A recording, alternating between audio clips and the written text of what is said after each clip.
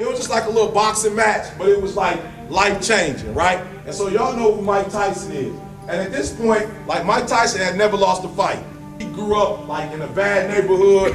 He was upstate New York, living in a detention home. And this cat used to come out with like black shoes, no socks, little shorts. And within like 1 or 2 rounds, you knocked out. Like everybody, he just bop, bop, they just drop it to the ground. If you didn't catch Mike Tyson fight like in the first or second round, you missed the whole thing. So when you knew Mike was fighting, you had to hurry up and get to the TV. But this was a little different. This guy right here, Buster Douglas, matter of fact, the reports say that Mike wasn't even supposed to fight him. He was supposed to fight somebody else. But this was like a fight in between until he could fight, I guess, Holyfield or whoever he was trying to fight. So Buster Douglas was a no-name. But the crazy thing is when you study the story, is that this dude's mom had told everybody at the beauty shop that her son was gonna be Mike Tyson. She bragged, right? And he like, Mom, chill out, this is Mike Tyson, you know? He knocking folk out, like don't do that, you know, keep your mouth shut, right? But moms everywhere bragging. She work in the beauty salon, so you know how the beauty salon is. They just run up at the mouth, right? Mike Tyson can't handle my baby. Her baby ain't won by about 7, 8 fights, you know what I'm saying? Mike Tyson is like undefeated. And they were like shocked that she said that because then they seen or heard of this guy. You know, because at that time he was at the top of his game. He wasn't even considered to have a chance against this man because he was just like a Terminator. You have to remember that just nobody believes anybody can compete with Mike Tyson. In fact, Ed Schuyler of the Associated Press, when he arrived in Tokyo, was asked by a customs official what he was doing here. He said he was here to cover the Tyson-Douglas fight. How long do you expect to work? The customs official asked. Oh, he said, about 90 seconds. The good news is that Douglas has fought his best fighters against the best fighters he's fought, so perhaps we'll get a few rounds. But what happened was just a couple days before the actual fight, his mom died. It's easy to be negative. I mean, it's easy to give up and say that, what the hell with it. But to be positive and be strong and have the faith, it takes a lot, you know, and I think that by becoming a heavyweight champion, now we'll be able to, you know, show the youth here that, you know, it's possible to fulfill your dreams. So, who called you when the event happened with your mom? What was your immediate reaction?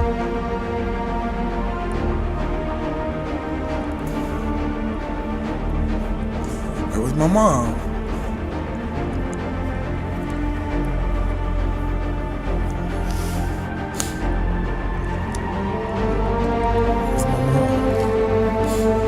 And so Buster Douglas was like, look, I gotta win this fight.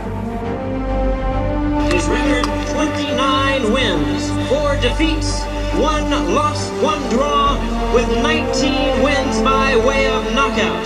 He's ranked number 3 by the WBC, number 4 contender in the WBA. Please welcome the challenger, James Buster Douglas.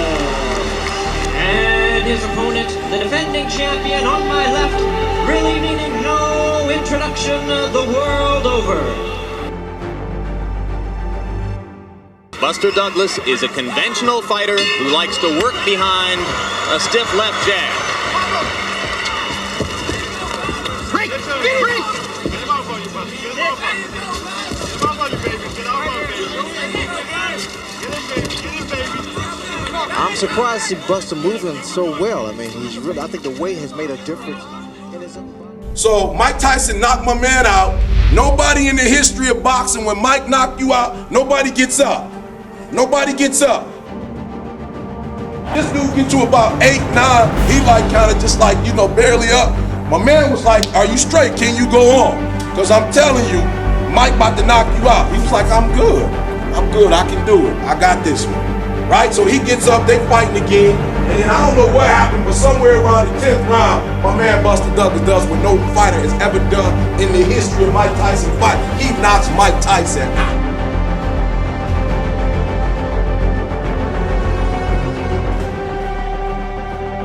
After Buster Douglas beat Mike Tyson, listen to me, this is the craziest thing. Everybody start beating Mike Tyson. Like, listen to me, you're not hearing me.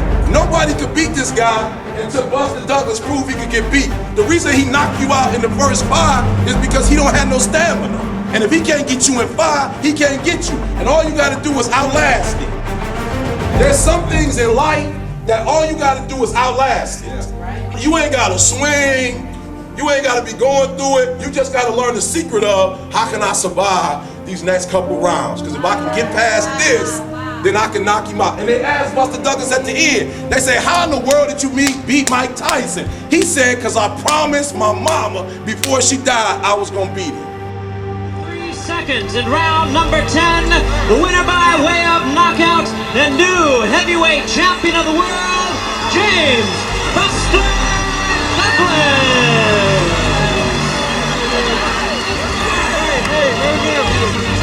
Buster Douglas, undisputed heavyweight champion of the world. Can you believe that? Why did it happen, James? Because I wanted it.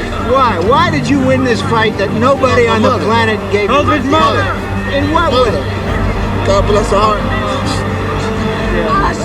Let him go, Larry. After he got knocked down, I said you can't let him beat you. You want to go, James? Let him go. No matter what you might be going through, don't quit. No matter what you're going through, don't quit. The secret is in not giving up. Everybody who's done something great, they weren't that deep.